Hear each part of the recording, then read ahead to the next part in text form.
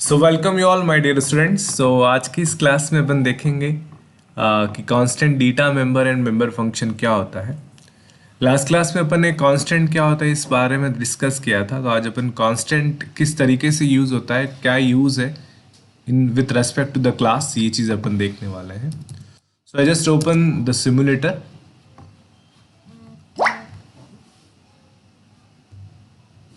DUC++. So we are going to discuss about constant data member and member function. So किसी भी class के data को किस तरीके से कांस्टेंट बना सके और फंक्शन को किस तरीके से कांस्टेंट बना सके, ये चीज़ अपन देखेंगे।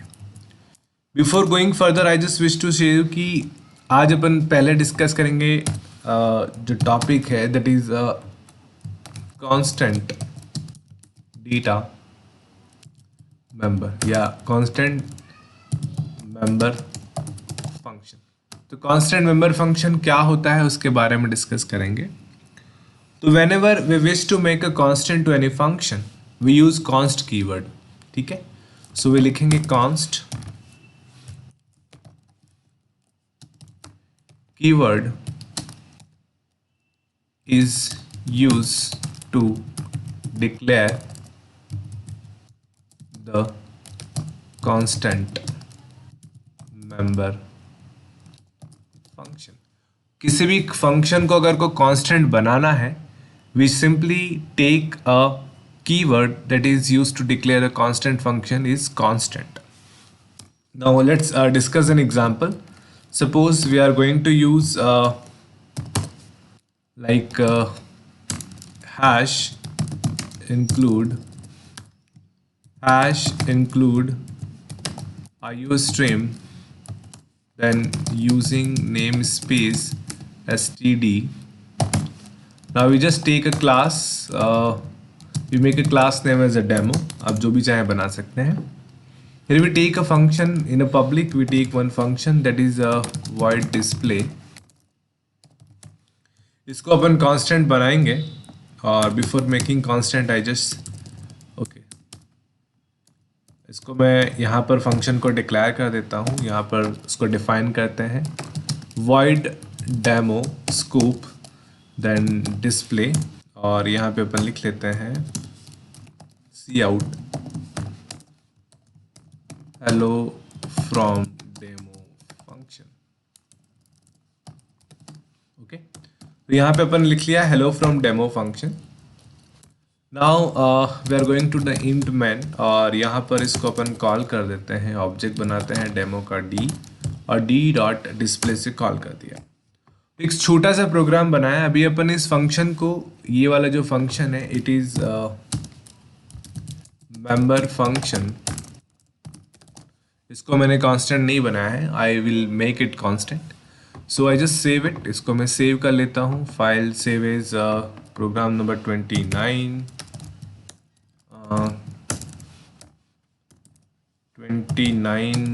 Constant member function. इसको सेव कर दिया है, कंपाइल कर दिया, 0 एरर है। अभी इसको कांस्टेंट मेंबर बनाया नहीं है। So to make it constant we use a const keyword. अब ये कांस्ट कीवर्ड अपन फंक्शन का जो ब्रैकेट होता है उसके बाद लिखते हैं। One important thing is that जब इसको डिक्लेरेशन करेंगे तो ये मेंबर फंक्शन डिक्लेरेशन है, ओके, और यहाँ पे उसी का डेफिनेशन है। ठीक है, तो डेफिनेशन में भी अपन को कांस्ट कीवर्ड यूज करना पड़ेगा। We both side we use a const keyword, we make it const, let run it, compile करते हैं, कंपाइल हो गया, रन हो गया, कॉल हो गया constant function. Now the question comes in your mind कि सर इसको कांस्टेंट लिखो तो भी आउटपुट वही आ रहा है, कांस्टेंट नहीं लिखो तो भी आउटपुट वही आ रहा है। So what is use of constant function? So we can simply say, ये तो पहली बात अपन ने कही थी। दूसरी बात अपन कह सकते हैं, पॉइंट नंबर 1 अपन ने कह दिया, इसको मैं स्टार से लिख लेता हूँ।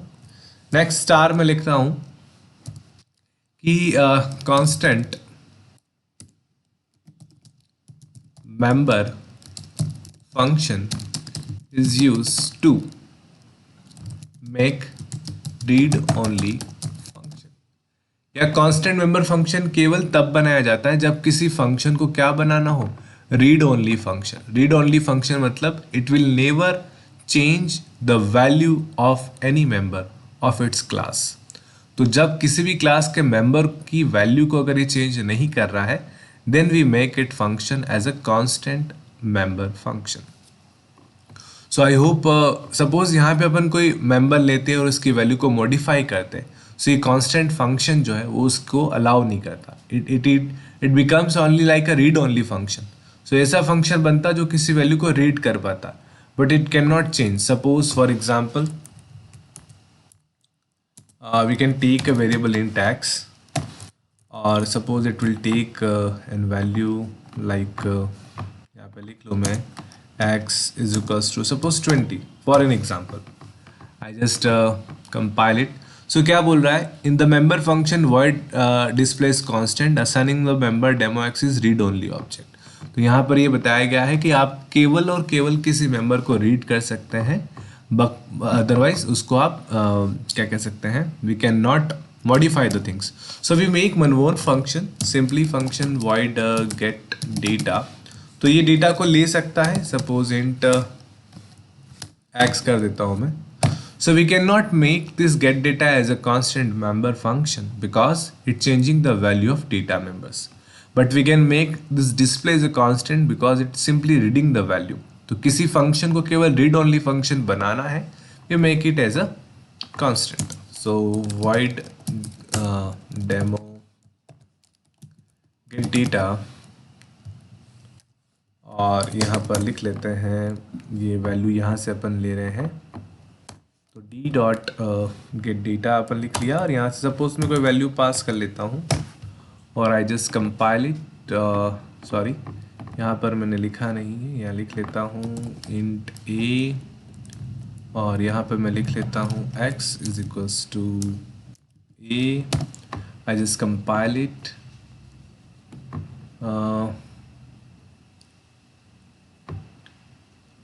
इन instead namespace expected, okay यहाँ पे स्कोप रेजोल्यूशन लगा लेते हैं अपन। I just compile it then run it. देखो यहाँ पर hello from demo function call हो गया है, और यहाँ पे वैल्यू अपन ने डिस्प्ले नहीं की है, तो यहाँ वैल्यू डिस्प्ले कर लेते हैं,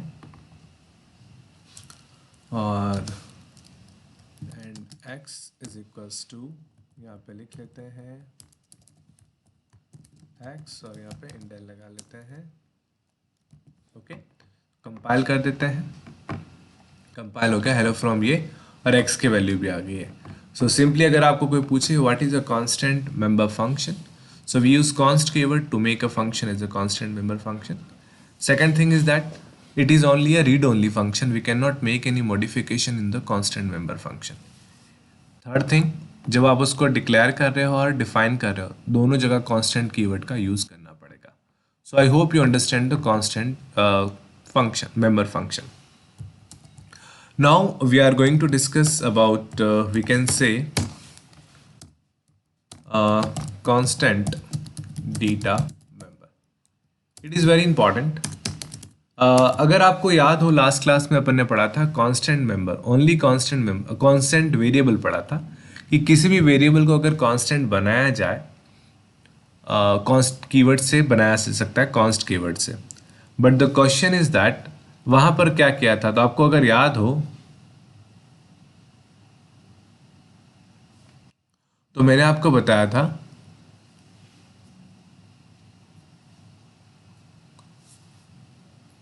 कि जब भी अपन किसी कांस्टेंट फंक्शन की या इस टाइप की किसी चीज़ की बात करें, तो उसको हाथों हाथ इनिशियलाइजेशन एंड डिक्लेरेशन दोनों करना पड़ता है। फॉर एग्जांपल, जैसे मैंने किसी मेंबर को कॉन्स्ट डेटा मेंबर, जैसे पुराना एग्जांपल बताता हूँ फिर इस एग्जांपल पे आएंगे। Suppose I right hash include IO stream, then I make it using namespace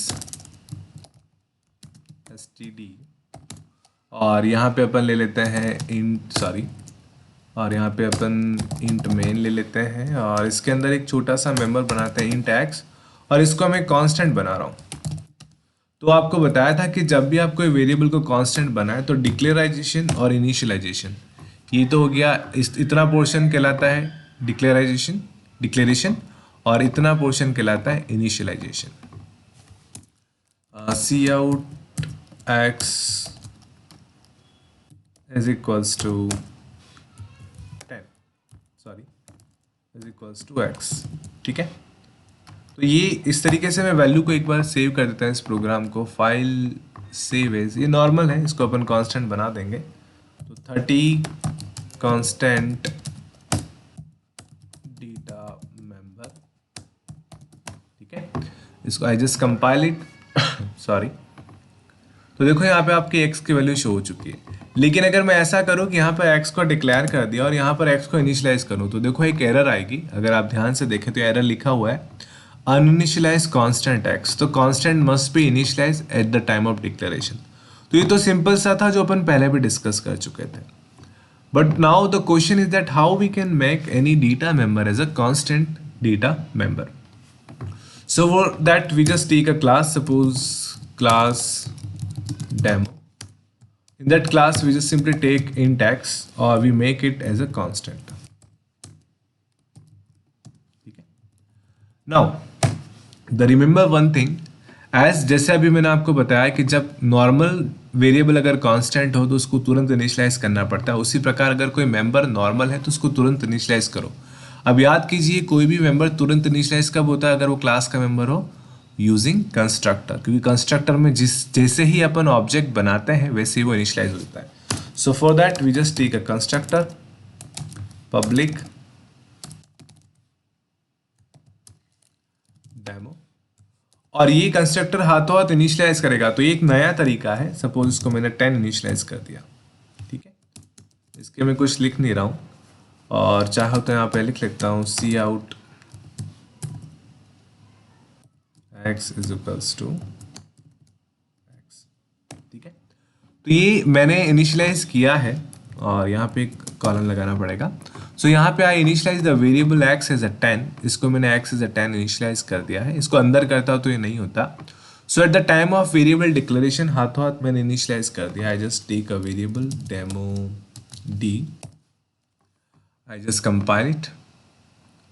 okay, ये क्लास है, इसको मैं सेमीकोलन से बंद करना भूल गया, सेमीकोलन से बंद कर दिया, मेन में बना लिया।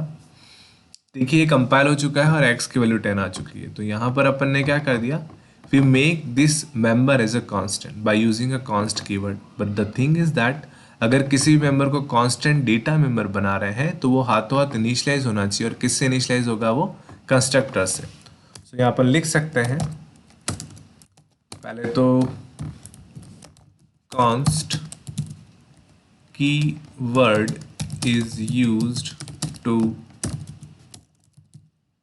declare data member as a constant data member, पहली बात। दूसरी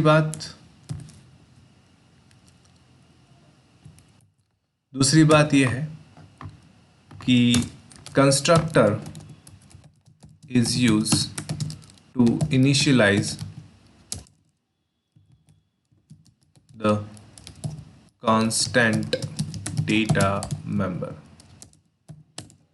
तो ये चीज जो है वो आपको याद रखनी की है कि कांस्टेंट डेटा मेंबर को इनिशियलाइज करने के लिए अपन किसका यूज करते हैं, कंस्ट्रक्टर का उपयोग करते हैं, और इस तरीके से ये इनिशियलाइज होता है। सो ये कुछ मोटी मोटी बातें थी जो आपको पता होनी चाहिए। आई जस्ट रन हो गया। So thank you very much students. एक और क्लास में मैं आपको बता दूंगा कि कांस्टेंट ऑब्जेक्ट क्या होता है, किस तरीके से काम करता है। सो आज के लिए इतना ही। Thank you very much, have a nice day.